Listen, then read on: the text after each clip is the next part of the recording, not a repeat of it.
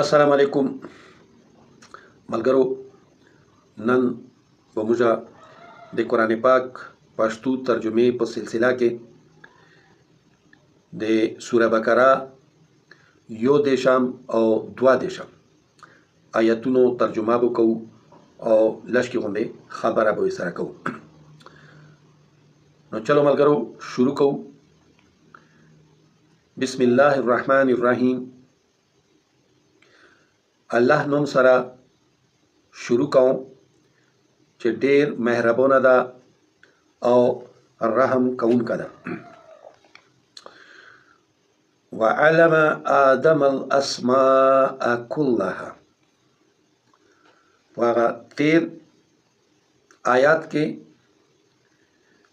الله تعالی د آدم علیه السلام د پیدا کولو او هغه په مځکه باندې خپل خلیفه جوړولو دا ذکر و چې الله تعالی دا قصد وکړه، یعنی خپل اراده یې ظاهره کړله او ملائکو به ته ووایي چې که عبادت مقصود وي نو موږ خو د تو عبادت کوو، د تو ذکر کوو.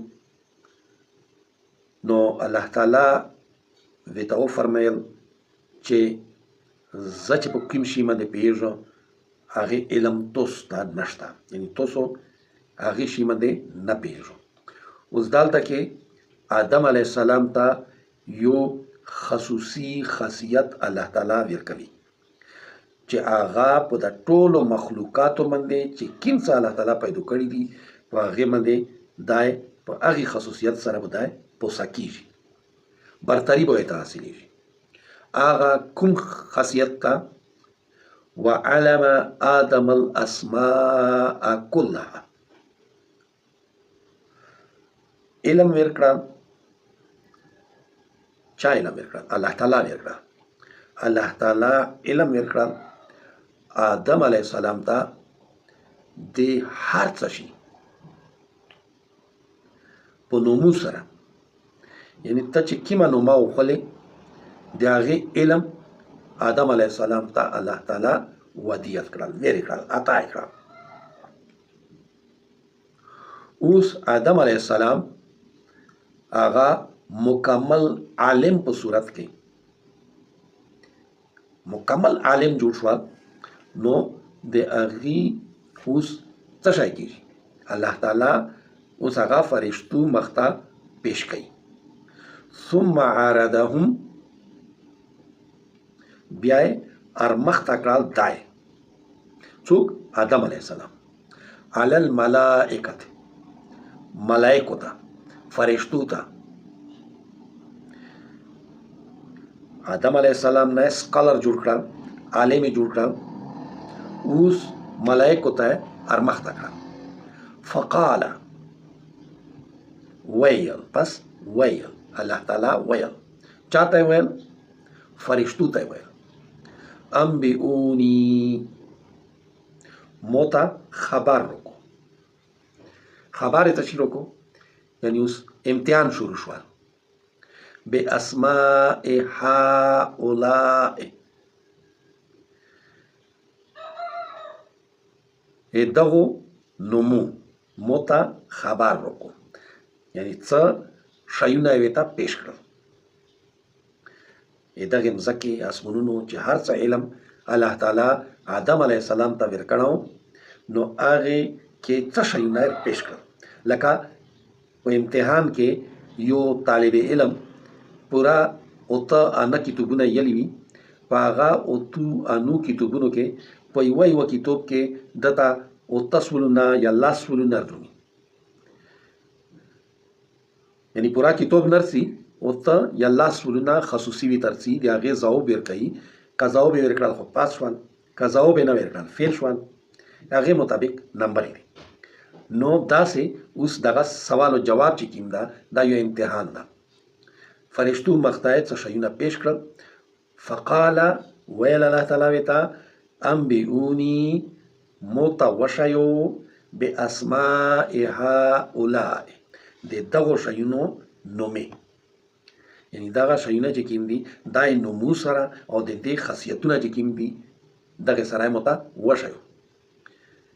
ان کنتم صادقین، که وو تاسو رښتونی په خپل دوی کې چې آدم علیه السلام یعنی که زه خلیفه جوړوم نو دا به یوه غلطه فیصله وي، ولې چې دې نه مخکې خون خرابه یوه مخلوق کړی نو تاسو د هغې نه متاثر یو، نو اوس د ده سره تاسو مقابله وکړو، دا مو څه په بل پوزیشن کې اوس میدان ته راوسته. قالو، اوس فرشتې ځواب ورکوي، ورته ویل فرشتو سبحانک، پوک یې ته، الله تعالی ته یې چې ته پوک یې، لا علم لنا، نشته دا موږ سره څه علم،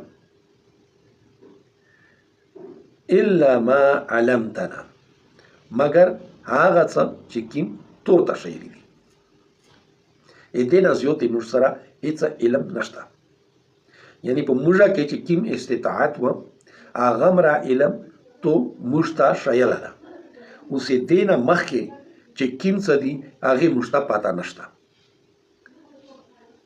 انک انت العلیم الحکیم، بېشک ته علم ولی او حکمت ولی، یعنی ته د دانایۍ ولی، ته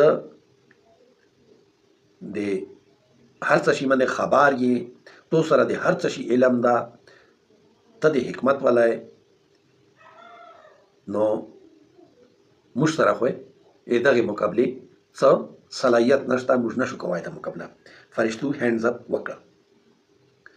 نو دلته کې اوس آدم علیه السلام چې کومې وسلې سره میدان ته راغلل هغه څه شی ده؟ علم.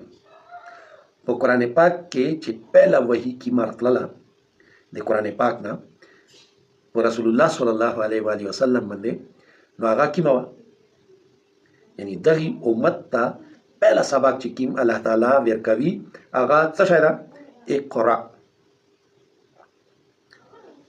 ویایا، یعنی پړو کا، ولولا.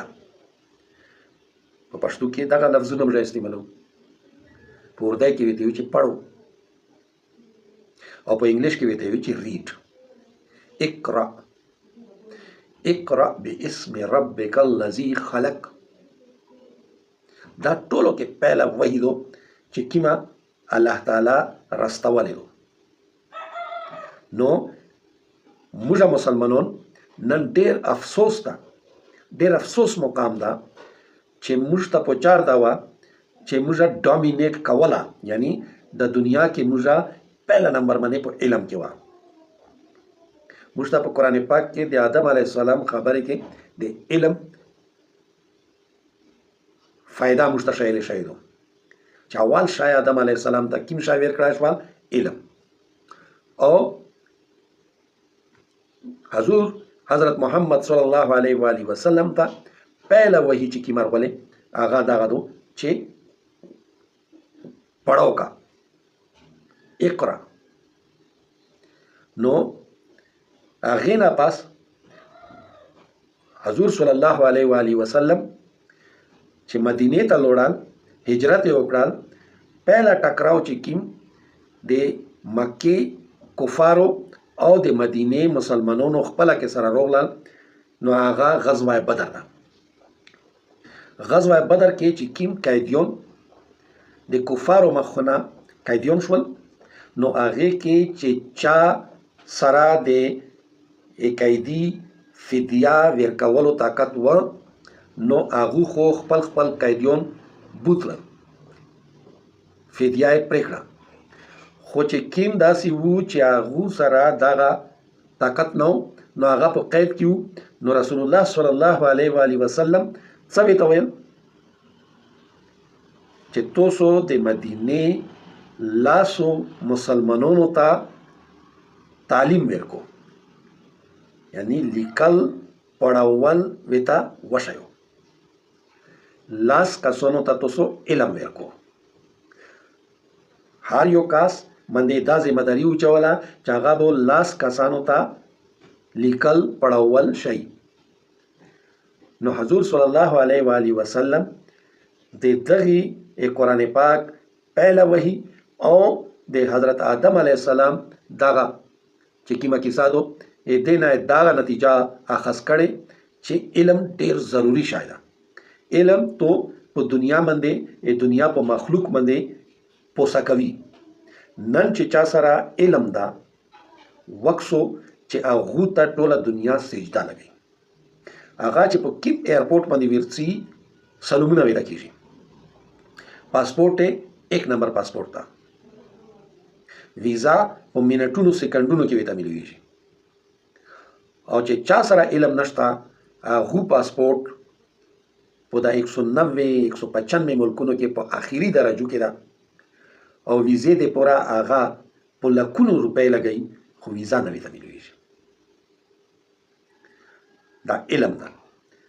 نو موږ مسلمانانو ته پوښار دو چې هغه علم کې ایک نمبر تروشي چې لکه څرنګه چې د سپین لایبرری او بغداد لایبرری چې څو وخت اور ورکړل شو نو هغه نه مخکې چې د دوی کیمه درجه وا کیم سټیټس یو هغه سټیټس ته دوی ورسېږي.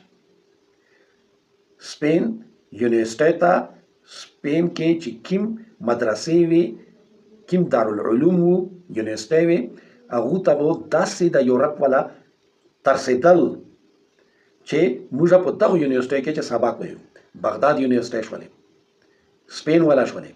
خو چې کله مسلمانانو خپل اصلیت پریښول نو هغه غلامان شول او د هغه چې کیم دغه په ټولو باندې برتري واجوه هغه ته اور ورکړل کفر او هغه کتابونو کې وای نسخه زونو سره کړله لوړل یورپ ته مسلمانان کښېنستل په کونه باندې او یورپ نن د هغه تعلیم نه فایده واخلي چې کیم مسلمانانو رایج کړو. ملګرو امید ده چې دغه آیتونو باندې به موږ عمل کوو او چې کیم اصل شایده هغه طرف ته رجوع کوو. په دې دنیا کې علم حاصلول ډیر ضروری شایده. سبو بل آیات چې کیم ده هغه هم دغه سلسله کې ده او هغه کې بیا شی چې علم څه شی ده. مع السلام الله امان.